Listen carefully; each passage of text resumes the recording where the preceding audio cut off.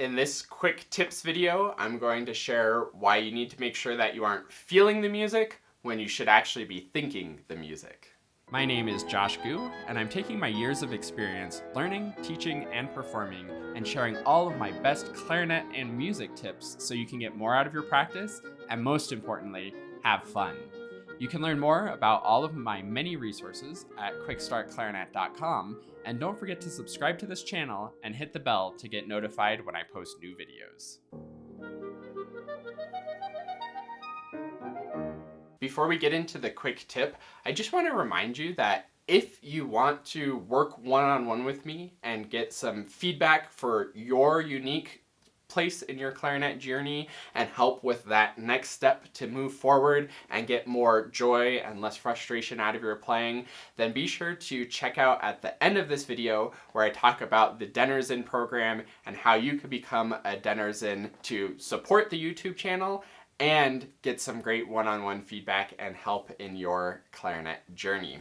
But without further ado, let's get into why you need to make sure that you aren't feeling the music when you should be thinking the music.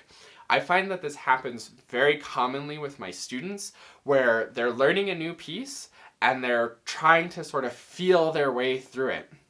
This is a common misconception because I think most of us don't really learn to think through the music, and we're always in this sort of phase of just feeling it.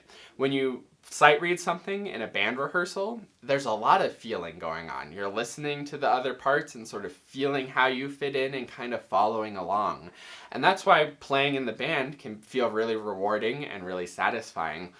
But when you go to practice on your own, you don't have the other parts to sort of feel your way through it, and it can be really frustrating and really unsatisfying. So what you need to do instead is be thinking the music, especially when you're learning something new and when you're working on your own. What I mean by this is kind of related to last week's video where I talked about encoding versus recalling music. Recalling is feeling it. You know how the music goes, you've learned the music, you can sort of play the recording in your head and just sort of feel yourself playing along with it. And again, I think this is how most of us experience music. Thinking the music is more like encoding the music, where you're looking at it, you're sort of doing just a little bit of basic analysis, looking at the note patterns, seeing sort of how the music flows. Is it going up? Is it going up by steps or by leaps?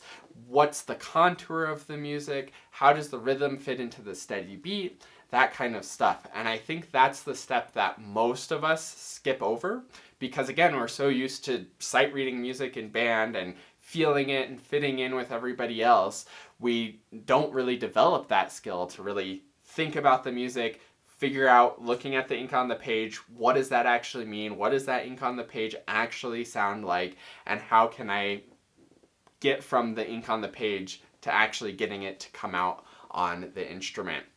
So that's what I want to remind you of in this quick tip, without rambling on too much, is that especially when you're learning music in the first place, really think it through, really get a clear idea of how the music should go slow, break it down into little chunks, do whatever you need to do to really consciously and deliberately figure out the ink on the page, figure out how to do that on the instrument.